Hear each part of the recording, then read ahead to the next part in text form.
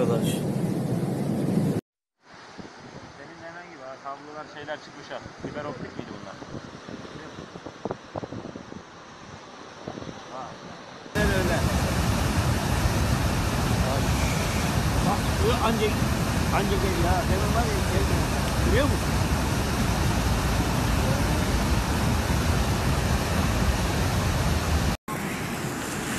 Yok kapalı diyoruz. Geriye dönüşsüz halen daha geliyor. Tamam biliyoruz abi biliyoruz. Tamam. Köprü yıkıldı. Yıkıldı mı? Yıkıldı. Tamam dönün. Dönün abicim. Dönün. Dönün. Abi görüntü alalım dedim ya. Evet, haberciyim. Haber mi aldın?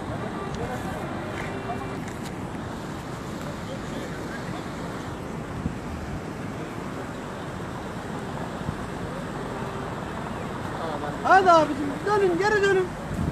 Devam edin geri gidin. Şu anda Cevizdere Köprüsü yıkıldı. Ne oldu? Köprü yıkılmış. Şu Oğuz abinin arabası değil mi abi? Ona da benziyor ama. Çok büyük afet geldi. Cevizdere Deresi taştı.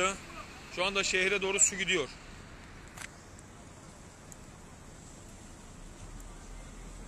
Şu anda burası bizim liman.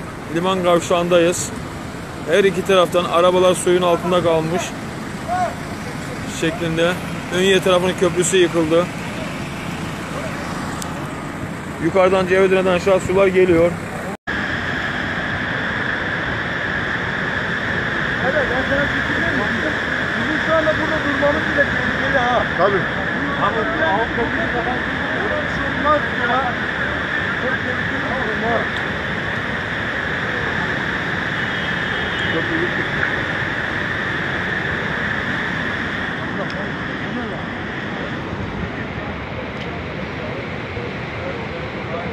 Hastanesine konuştuk ya. Ben de şu köprüyü yakaladığına helal olsun. Tamam.